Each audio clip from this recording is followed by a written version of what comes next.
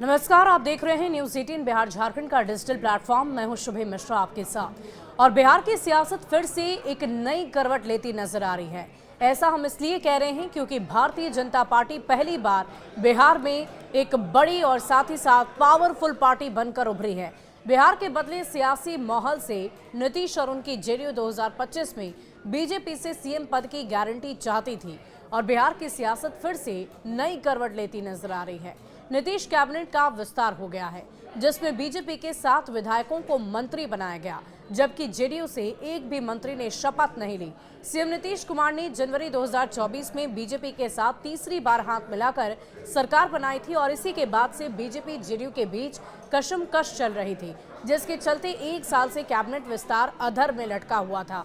और ऐसे में आखिर में अब अचानक से ऐसा क्या हो गया कि बीजेपी के 7 मंत्री बन गए और जेडीयू ने ऐतराज तक नहीं जताया।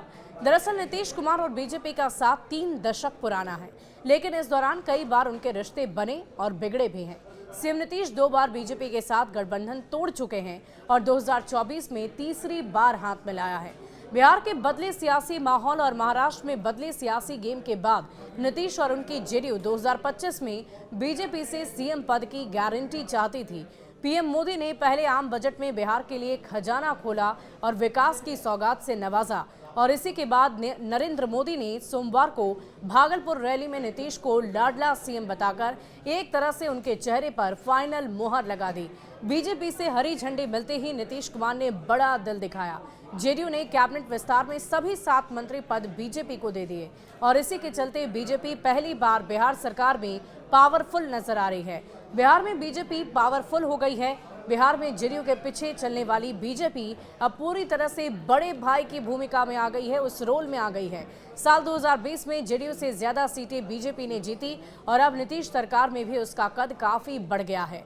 बुधवार को कैबिनेट विस्तार में बीजेपी कोटे से 7 नए मंत्रियों के शपथ लेने के बाद पहली बार ऐसा हुआ जब बिहार सरकार के कुल 36 मंत्रियों में से 21 मंत्री भाजपा से हैं, यानी कि भारतीय जनता पार्टी से हैं। वहीं जेडीयू कोटे से 13 मंत्री हैं। इस तरह जेडीयू से 1.5 गुना ज्यादा मंत्री बीजेपी के हो गए हैं। बिहार में बीजेपी सत्ता में 2005 से है, लेकिन इतना पावरफुल पहली दफा हुई है। मंत्रिमंडल विस्तार के साथ ही ये तय हो गया है कि अब भले ही मुख्यमंत्री की कुर्सी नीतीश कुमार के पास है, लेकिन ताकत बीजेपी के हाथों में है, जिसका फायदा बीजेपी को आगामी विधानसभा चुनाव में मिल सकता है। साल 2020 में बीजेपी के 74 विधायक जीते थे, लेकिन अब उसकी संख्या 80 विधायक की हो गई है और जेडीयू के 43 से बढ़कर 45 विधायक हो गए और इस लिहाज से मंत्रिमंडल में बीजेपी का सियासी कद और भी ज्यादा बढ़ गया है। बीजेपी ने अपना दिल पहले बड़ा दिखा दिया। बीजेपी ने 2020 में जेडीयू से ज्यादा विधायक जीतने के बाद भी सत्ता की कमान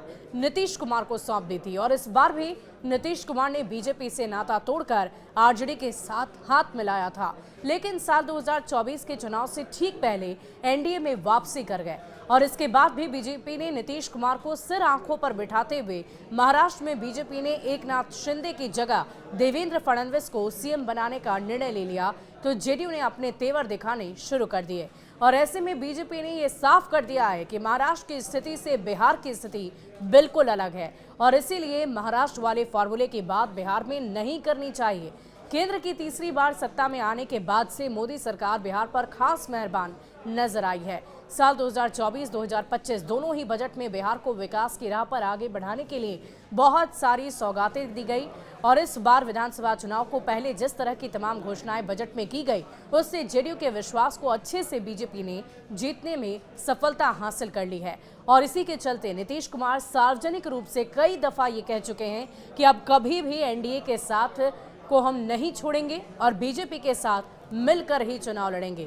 तो अब आप ये समझ पा रहे होंगे कि बीजेपी का कद कैसे पार्टी में काफी ज्यादा बढ़ गया है, एनडीए गठबंधन में बढ़ गया है। भले ही बिहार के मुख्यमंत्री नीतीश कुमार इस वक्त मुख्यमंत्री की कुर्सी पर हो, उनके चेहरे को आगे रखकर अब आगामी बिहार विधानसभा चुनाव भी लड़ा जाएगा, लेकिन बावजूद बीजेपी का जो सियासी कद है, जो अगर हम गुणे भाग की बात कर लें, जो संख्या है वो काफी ज्यादा बढ़ गई है। संख्या बल के लिहाज से, सियासी बल के लिहाज से बीजेपी इस वक्त बिहार में सबसे बड़ी पार्टी बन गई है। आपको हमारा ये वीडियो कैसा लगा और आगामी विधानसभा चुनाव को लेकर बिहार की जनता कितनी तैयार है? क्या वाकई वो बीजेपी को एक बड़े सियासी दल के तौर पर बिहार में देखना चाहती है? हमें कमेंट सेक्शन में लिखकर जरूर बताइएगा।